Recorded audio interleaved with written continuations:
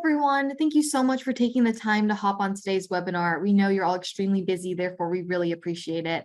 Today you're going to hear from head track and field cross-country coach at Whitworth University, Toby Schwarz. This webinar will discuss how to develop a game plan for your players' parents. So with that, I would like to introduce you to Toby Schwarz. During the webinar, feel free to type any questions you have into the chat and we'll get to them at the end. Thanks and welcome everyone.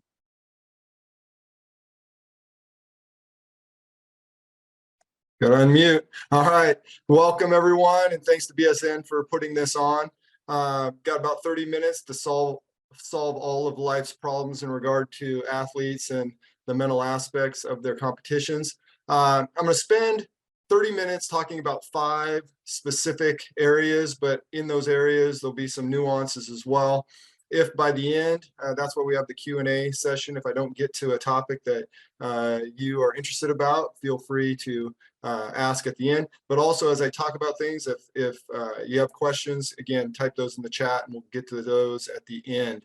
I want you to think to yourself about the best athlete you've ever had, the best athlete you've ever coached, the best athlete you've ever been around, and what separated them maybe mentally from those that maybe aren't the best athletes or success stories you've had. And then, think about just the majority of the athletes that you coach, that you're around, and what are the things that they struggle with. I've kind of narrowed down to 5 topics. And again, these aren't all inclusive by any means, but I think these are in general areas that most coaches deal with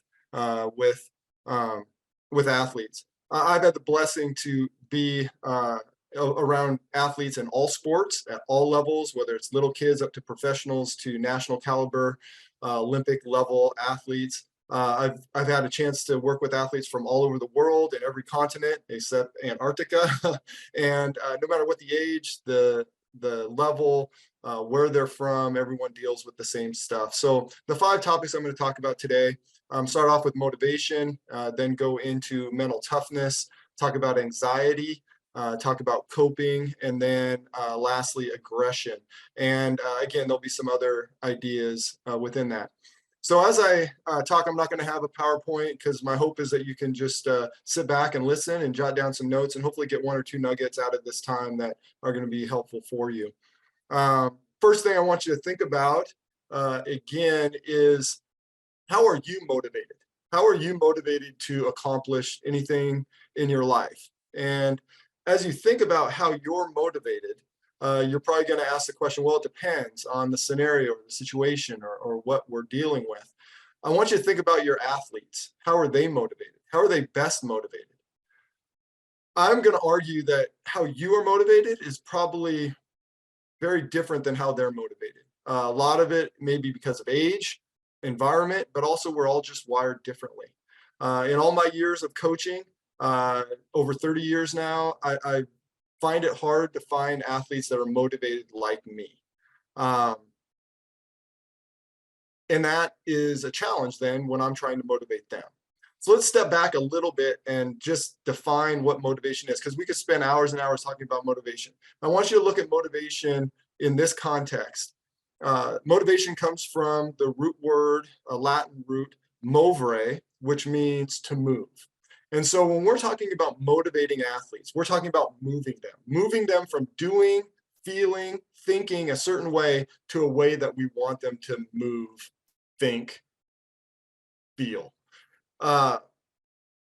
Another way to look at motivation is we're prolonging desired feelings, attitudes, behaviors. And so if you want to move an athlete from thinking a certain way, feeling a certain way, acting a certain way, behaving a certain way, moving them, you need to find out what's going to move them, what's going to get them from being at one place to being to another. And that movement usually means they need to find value in it.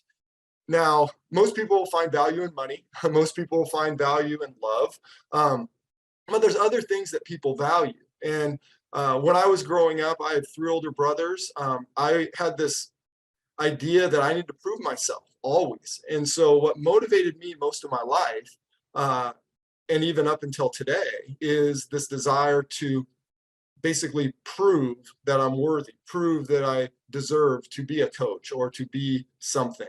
And so that desire, that had value for me. And so that moved me to work hard, to get uncomfortable, to take risks, to make a lot of sacrifices. And so when you're trying to move your athlete, you're trying to motivate them, you need to think about, okay, where are they at? Where do I want them to move to?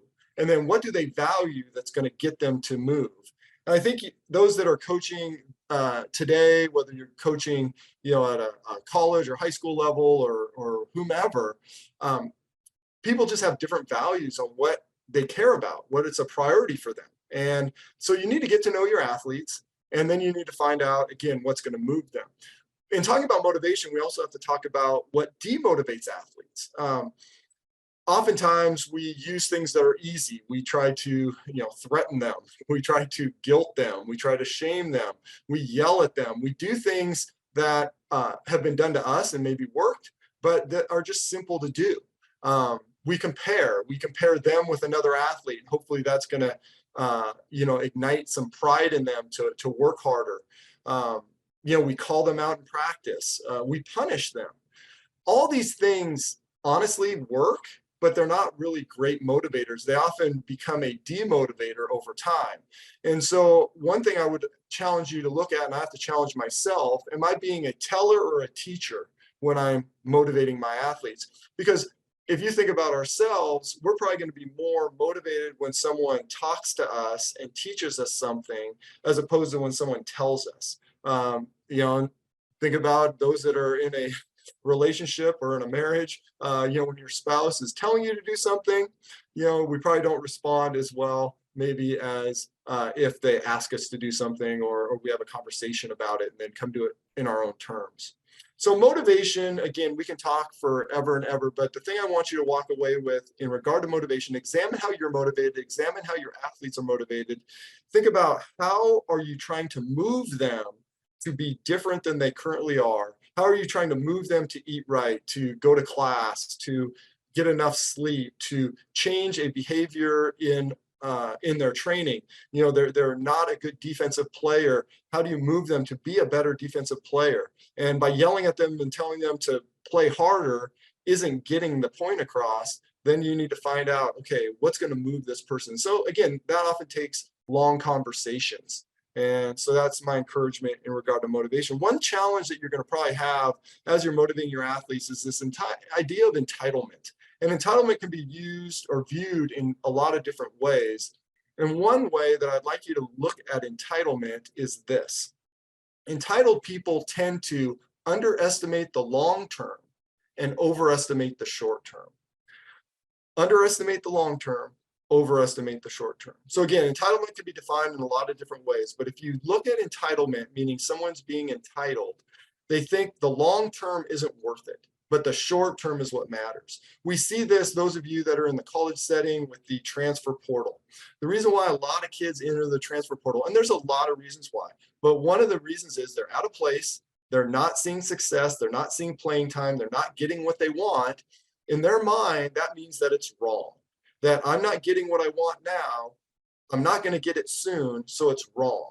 And so now I need to go find what's right. I need to find where it is not just easier. And we always think about entitled people see things as being, well, I want it easy. They look at the time frame and say, well, if it takes me longer than expected, then it's not worth it. Now that's contrary to how maybe we were raised, or how our parents or grandparents were raised, where again, those of you that are my age or around my age, if we wanted to watch a movie when we were in college, we had to go through all kinds of hoops to go watch a movie. We had to go find a theater, get in a car, find a friend, go pay for it, go stand in line, wait for the credits to go through, and then watch the movie. There's this huge investment, but there's a payoff at the end. We got to watch the movie. Well, now for someone to watch a movie, if it takes 10 seconds for their phone to buffer and get the movie going on their streaming app, that's too long, and they'll move on to something else. That 10 seconds is too long. And what that does, it develops a mentality in us that everything should be fairly quick. And again, not necessarily easy, but quick. And so as you motivate your athletes, understand that their mentality is probably wired differently than yours, in that you think, well, if you work over the next 2 years, maybe you'll get a starting position. To them, if they're not starting by week 7 of the season, to them, it's not worth it. And so they get demotivated and they find hard time to get themselves to get uncomfortable and those types of things. I'm going to stop there. If you have other questions on motivation, put those in the chat and we'll talk about those at the end. The second topic is the idea of mental toughness. And mental toughness is integrated a little bit into motivation, but mental toughness is defined as this: the ability to respond to an adverse situation in an expedient manner. So the ability to respond to an adverse situation in an expedient manner. So there's some key things in there. There needs to be an adverse situation to be mentally tough. Just because someone's doing well, they're lighting up the scoreboard with points or they're playing out of their mind, that doesn't mean they're mentally tough. They may just be in the zone. Someone's mentally tough when they face adversity, but then they're able to overcome that adversity in an expedient manner. Now, I'm sure you can think of a bunch of athletes that you have or that you've been around in your life that are not very mentally tough. That as soon as they face adversity, they crumble, they cower, they ignore, they just behave not the way you'd want them to as an athlete.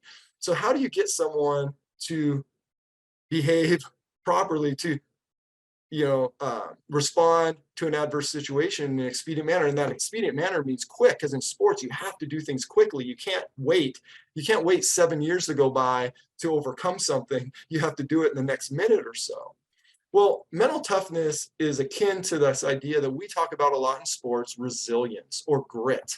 What is resilience and grit? Well, the word resilience is something returns back to normal when it's been stretched out. So if you think about, I've stretched something out and now it comes back to its normal state. That's resilient, as opposed to when you stretch something out and it breaks. So someone who's resilient has more likelihood to be mentally tough. But resilience and mental toughness and grit are skills. Those are things you have to learn. Oftentimes as coaches, we get really frustrated with our athletes because they're not very resilient. They don't show enough grit. They're not very mentally tough. But we need to learn that that's because they haven't learned the skill of resilience. They haven't learned the skill of mental toughness.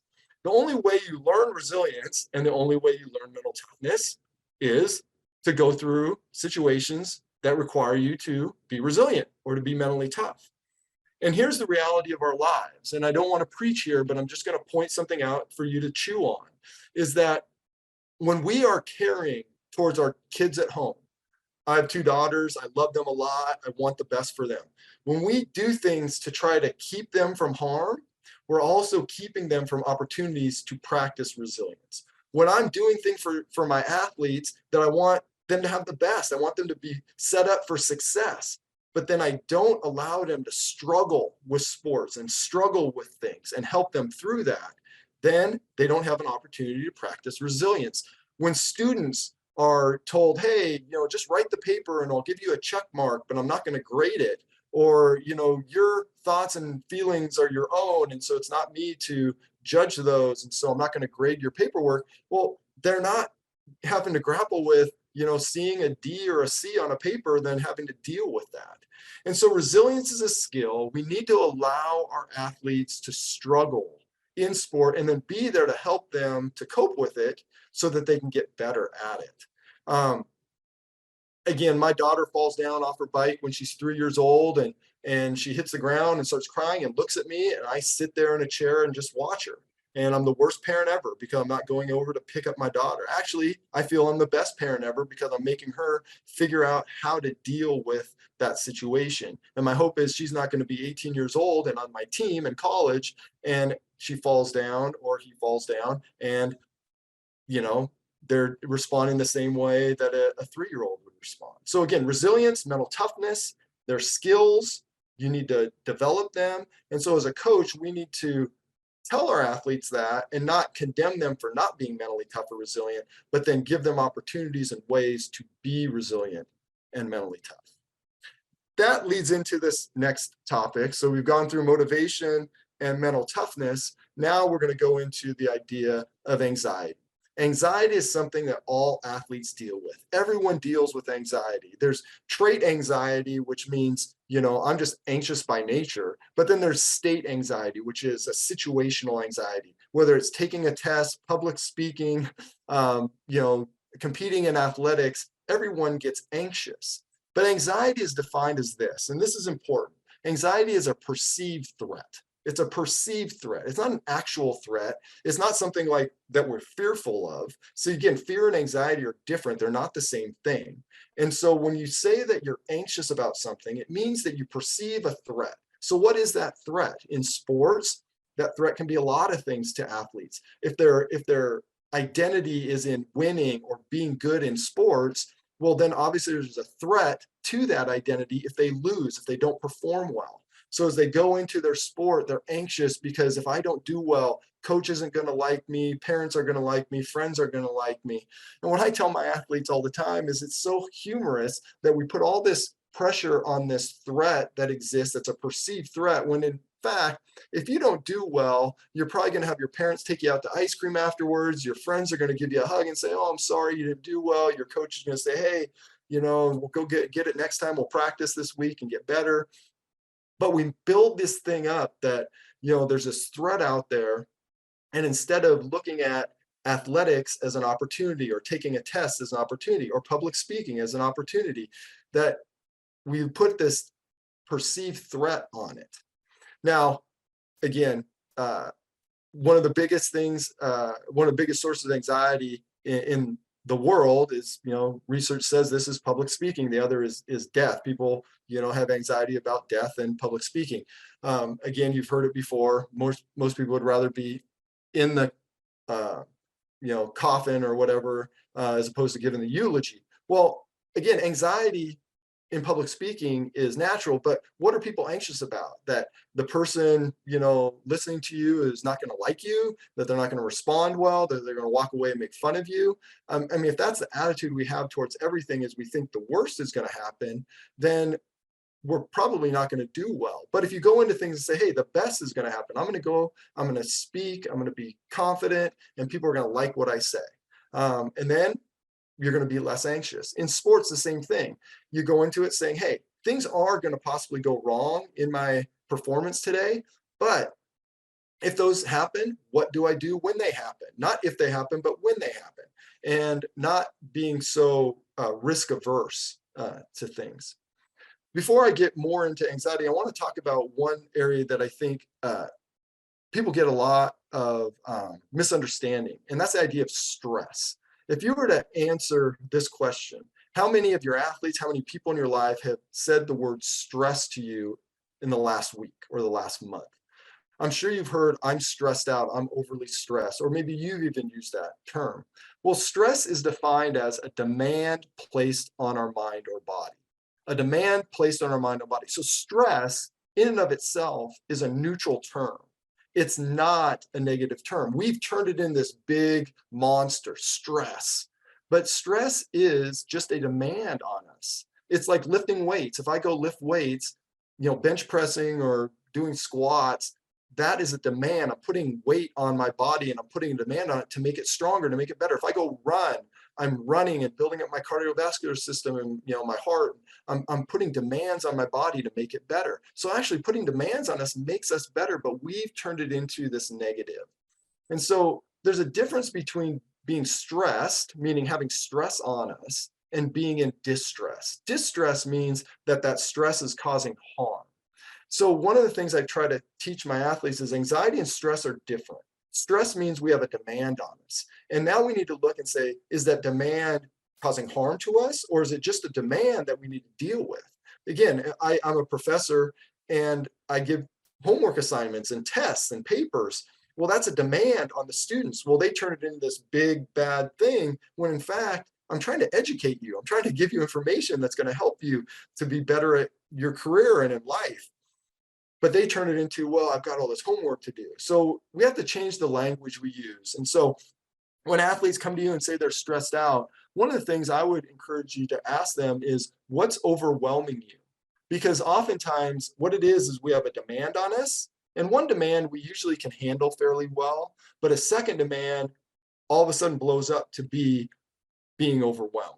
And so what I'll do is if an athlete feels overwhelmed, They use the word stress, but I know they're just overwhelmed. I give them a piece of paper, I give them a pen, tell them to write on that sheet of paper all the things that are overwhelming them, all the things that are negative in their life that are causing them problems. What are the things that are stressing you out? And what you will find is that list is very short. It's 1 or 2 or 3 things, and then you pull those things apart and you start addressing those things. Well, it's the same thing then with anxiety.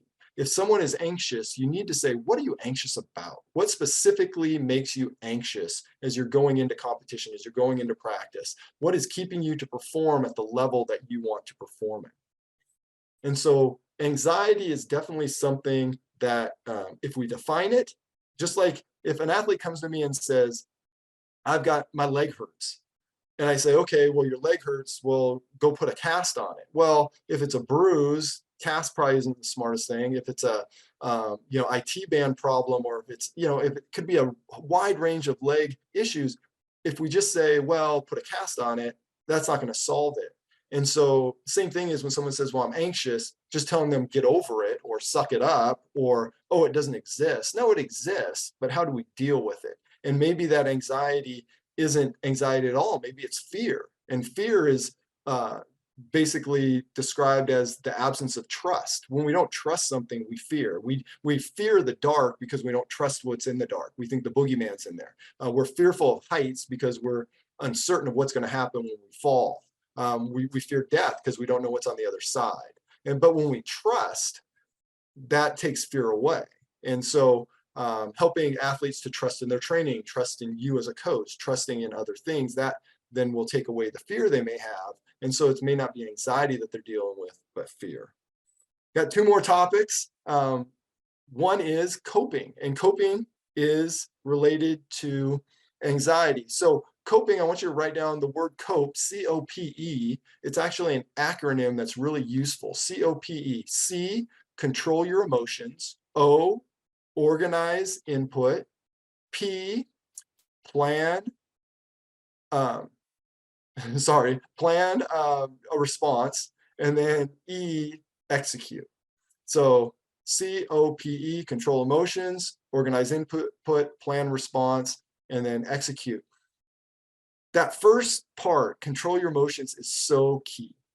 When I was growing up, again, 3 older brothers, dad used to tell us emotions are bad. Emotions are bad. And so I was raised that emotions were bad. And if you had emotions, you were not thinking rationally. And once I got older, I realized that instead of seeing myself as a rational human being that had these emotions that made me, perform poorly, I realized that we are 100% emotional beings, 100% emotional beings that occasionally think rationally. And so if you look at it that way, if you look at your athletes as being emotional, okay, and emotions could be positive emotions, negative emotions, happiness, joy, all these kind of things, but also, anxiety and fear. Those emotions get in the way of us acting rationally. If you study any kind of emotional intelligence, EQ, emotional quotient concepts, in order for us to access the part of our brain that is intellectual, is rational, critical thinking, you have to go through the part of the brain that is emotions. And if your emotions are out of whack, we don't think rationally. That's why we say things like you're blind with rage, or why a coach gets a technical foul in a game.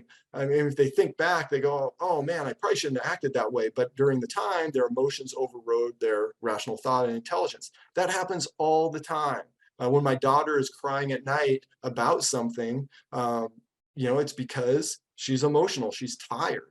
But in the morning, I say, hey, remember you were crying about that? And it's like, yeah, that was dumb. So we have to cope with our emotions. We have to control our emotions before we can move on to the next steps. And that controlling emotions sometimes just means stopping, taking a big deep breath, and trying just to put things in perspective.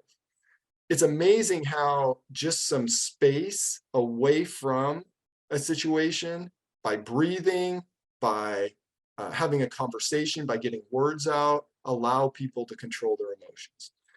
After you control those emotions, you can now start organizing the input, organizing what actually happened, what is happening. What are the things that I'm dealing with here? And then plan a response. How do I respond to this? And then E is to execute, is actually do it. Now, I could spend hours talking about each of those, but in my life, my mom had cancer and passed away. My dad ended up getting dementia and diabetes and passing away. My wife ended up having cancer twice, thyroid and then colon. And through those situations, I had to cope with those situations. And the first thing I had to do was control my emotions. Now, that didn't mean that I ignored my emotions. It didn't mean that I said, oh, this doesn't matter, but I had to control them and then say, okay, how do I deal with this? With my mom, I was in college at the time, and there wasn't really much I could do. When my dad was sick, me and my brothers had to take care of him, and so I had to actually do some things. So me being overly emotional and irrational wasn't really helpful. When my wife got cancer the first time, we had a 9-month-old and a 2-year-old. Well, that wasn't really conducive for me to just sit around and be overly emotional. I had things to do. I had to take care of my wife and my daughters. So again, coping is a tool. Again, it's a skill. We have to develop it. And that's something that you can help your athletes to do. And then the last thing I'm going to talk about, and then we'll get to questions and answers, and hopefully my presentation has spurred questions, because I think that's what's most important. And then if there's something that I didn't talk about, just feel free to pepper me with questions. But the last thing I want to talk about is this idea of aggression. And there are 3 types of sports in the world. There are contact sports, there are non-contact sports, and there are collision sports. Most people think about the first 2, but they don't even think about the third. They think that football, rugby, boxing, those are contact sports, hockey. Those are collision sports. Colliding is part of the sport. Okay, in those sports, there is a level of aggression. There is a level of, body-to-body contact. However, aggression, when it's defined, is the intent is to hurt somebody. Now, if you're a football coach, rugby coach,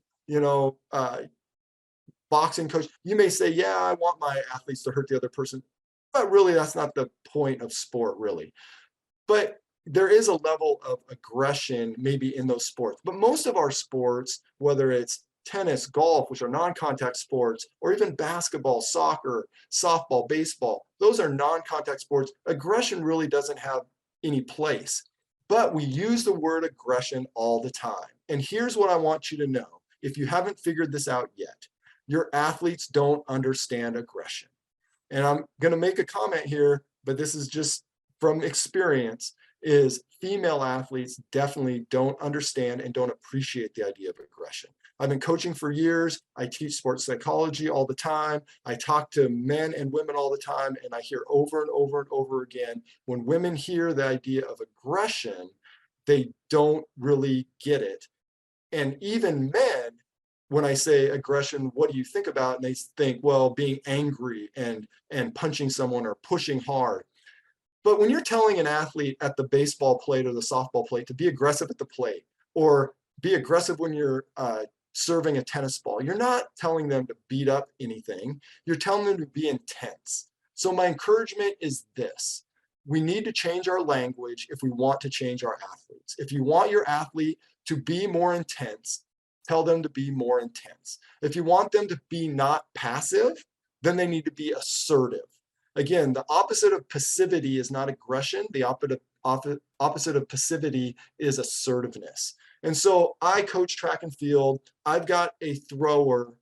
And again, this is not a thrower right now, but over the years, I've had throwers that are super sweet, super nice. They're the person that, if it's a guy, you want him to marry your daughter, you want him to be, your son-in-law. I mean, it just the greatest person in the world. But then isn't very intense when they throw. And so I can tell them, be aggressive, be aggressive, be aggressive, but that's not going to get them to throw farther because they don't want to be aggressive. They like being a sweet, happy, passive person. But I tell them you need to be intense. Intensity. Give me some passion when you throw. And when they do that and they figure out what intensity is, they throw a lot farther. For me, I can get intense super fast. but I can turn it off really easy. For me, intensity is just a switch. For others, it could be a switch, or it could be a little bit of a movement, right? Motivation, moving them from being passive to being intense or finding passionate about something.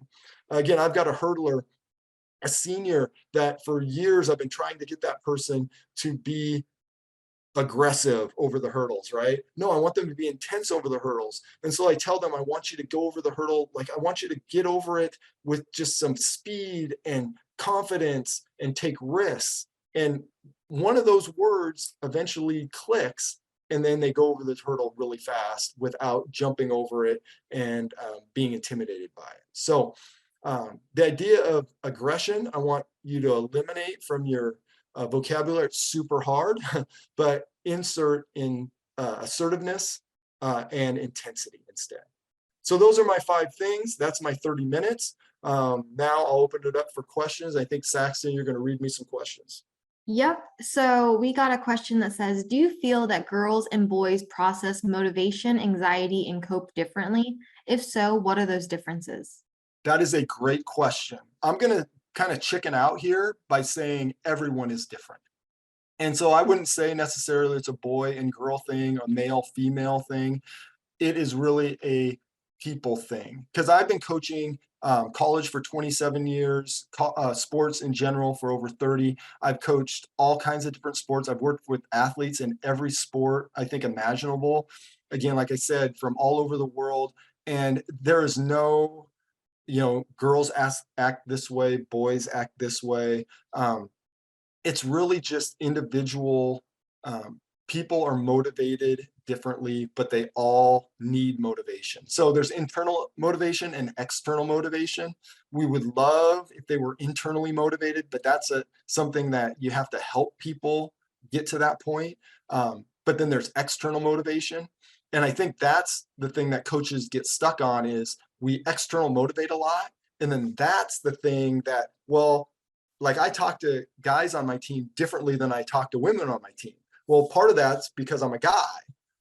But part of it is I've understood that some of the guys on my team will respond a certain way. But if I do that with women on my team, it totally demotivates them. I'll use an example though. I had an athlete one time come to me and he said, you need to yell at me. You need to yell at me and just tell me that I'm not any good, and that's going to fire me up. So sure enough, we go to a meet and I'm yelling at him, run faster, do this, do that. And at one point in the race, after 4 times, he came by me and he didn't really change his behavior. I said, man, if you don't run any faster, I'm going to kill you. Well, that was just overboard, right? But what happened was he stopped and walked off the course. And later on, he came back to me and I said, so what happened there? And he said, well, you told me you're going to kill me. And I said, well, you told me to yell at you. And he had this idea that I'm this person that if you yell at me, it's going to get the most out of me. Well, in fact, he wasn't. What I realized, and we realized together, is he needed to have confidence in himself. And so we had to work on that. And so again, I hope that's not a chicken out answer, because I don't think there's a one size fits all. If you coach women, if you're a male coaching women, that you need to motivate this way. If you're a female coaching women, you need to motivate this way. If you're a male coaching male or women coaching males, everyone's different. If you have a follow-up or a need to clarify that question even more, please type that in. Awesome. Next question from Coach Smith says, what have you done as a coach to adjust to the generational changes with the kids? Yeah, so here is something that was really useful for me a long time ago, and I would say 25 years ago, is Bobby Knight, who, if you know anything about Bobby Knight, he was interviewed one time and he was asked kind of the question, how do you deal with athletes today? How do you deal with athletes, 30, 40 years ago? And again, people can argue with how Bobby Knight motivated people, but here was his statement that I thought was great. And he said, there's nothing different between an athlete today and an athlete 30 years ago. And I kind of listened to that like, okay, like your head's in the sand. And he said, what's different is the parents. And what he meant by that was, if you take a baby and they're born, they're the same today as 100 years ago, 1,000 years ago. Babies come out of the womb, they're all the same. But what happens is how they are raised is differently. And if you think about our society with technology, with all the different advances in our society, but also just kind of how the world is, we want the best for our kids. We want our kids to have, everything that we didn't have. But again, it goes back to that resilience idea, is we've provided so much for them, we've taken away opportunities for them to learn certain things. And so the things that we had to go through, or our grandparents or parents had to go through, they don't have to go through anymore. And then they go through things today that we don't. There's a bunch of studies out there that kids today, this generation, kids that are in high school, kids that are in college, they fear and they don't trust. And it's because of the environment. I mean, when we were growing up, and I'm saying me, if you're 50 plus, I'm 52 years old, we got beat up in school, or we had fights in school all the time, but no one shot anybody. No one came in and, mass shootings, but that's something kids fear all the time. They do, we did duck and cover drills because we thought, a country was going to bomb us. Well, kids today think someone from down the street's just going to walk in. And so they have to practice those things, but also social media. I mean, their need to be liked, their need to be affirmed through social media. We never had to deal with that. And so their perspective on life is very different.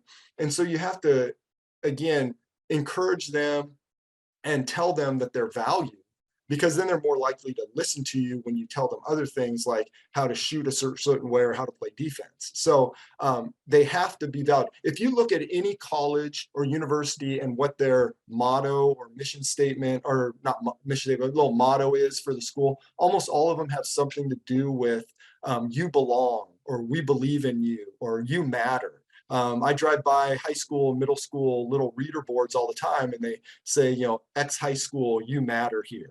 I mean, that's because that's what kids need to hear.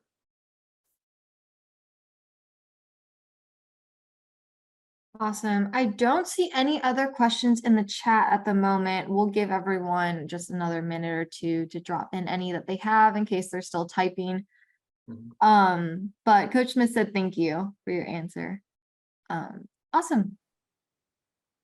Coach Kelly said thank you. Great webinar as well. Awesome. Well, I think that might be it for questions, but want to give all the coaches on here a big thank you for joining and participating today. And also big thank you to Coach Schwarz. Thank you for being on this. Great content. I know coaches got a lot of great stuff to take away after this webinar. For everyone who might be curious, this webinar is recorded and we will be sending out the recording sometime next week. And it will be posted to our BSN Sports content page as well. Awesome. I hope everyone has a great day and we'll talk to you guys soon. Thank you. Thanks.